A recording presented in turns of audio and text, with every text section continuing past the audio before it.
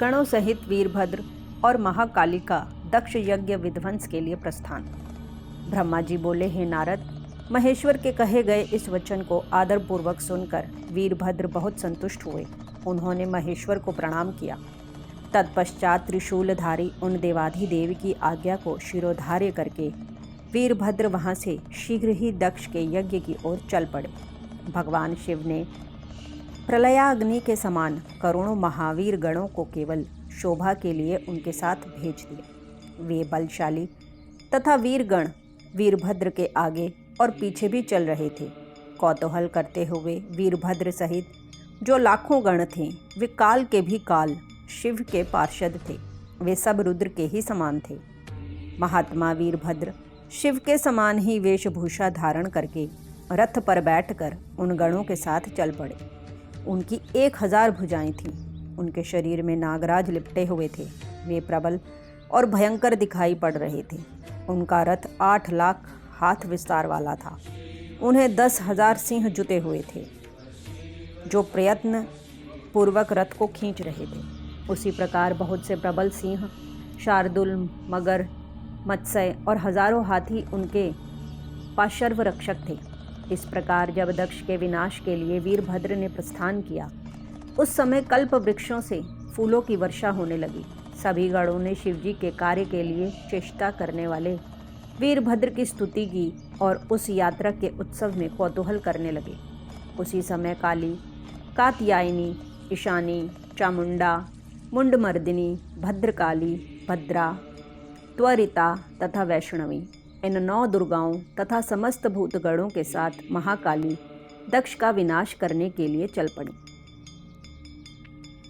शिव की आज्ञा के पालक डाकिनी, शाकिनी, भूत, प्रमथ, गुहयक, कुष्मांड, परपट, चटक, ब्रह्म राक्षस, भैरव तथा क्षेत्रपाल आदि वीर दक्ष के यज्ञ का विनाश करने के लिए तुरंत चल दिए। उसी प्रकार 64 गणों के साथ योगिनियों का मंडल भी सहसा कुपित होकर दक्ष यज्ञ का विनाश करने के लिए निकल पड़ा। हे नारद, उन सभी गणों के धैर्यशाली तथा महाबली मुख्य गणों का जो समूह था, उसकी संख्या को सुनिए। शंकुकर्ण नामक गणेश्वर 10 करोड़ गणों के साथ, केकराक्ष 10 करोड़ गणों के साथ तथा विकृत 8 करोड़ गणों के साथ चल पड़े।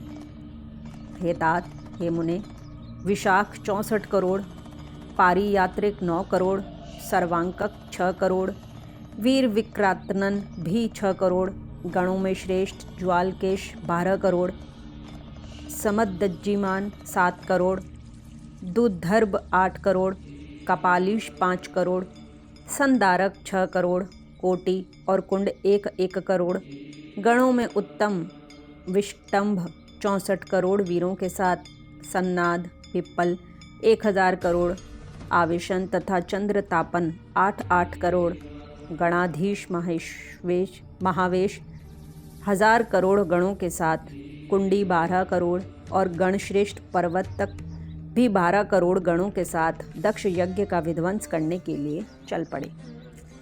काल, कालक और महाकाल 100-100 करोड़ गणों को साथ लेकर दक्ष यज्ञ की ओर चल पड़े।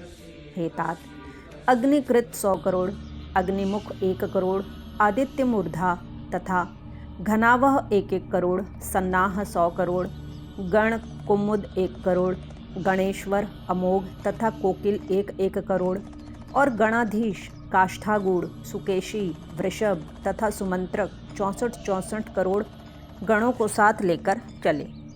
हे तात, गणों में श्रेष्ठ काक पादोदर 60 करोड़, गणश्रेष्ठ संतानक 60 करोड़, महाबल तथा पुंगव 9-9 करोड़, गणाधीश मधुपिंग 9 करोड़ और नील तथा पूर्णभद्र 90 करोड़ गणों को साथ लेकर चल पड़े।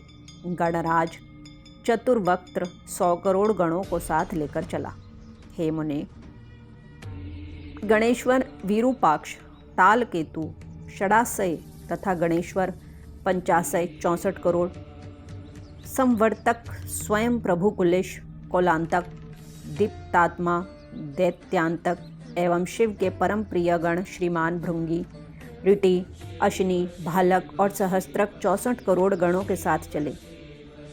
महावीर तथा वीरेश्वर वीरभद्र भी शिवजी की आज्ञा से बीसों सैकड़ों तथा हजार करोड़ों गणों से घिरे हुए वहां पहुंचे।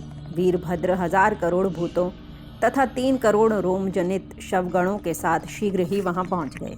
उस समय भेरियों की गंभीर ध्वनि होने लगी, शंख बजने लगे, जटाहर, मुखों तथा श्रृंगों से अनेक प्रकार के शब्द होने लगे। उस महोत्सव में चित्त को आकर्षित एवं सुखानुभूति उत्पन्न करने वाले बाजों के शब्द चारों ओर व्याप्त हो गए।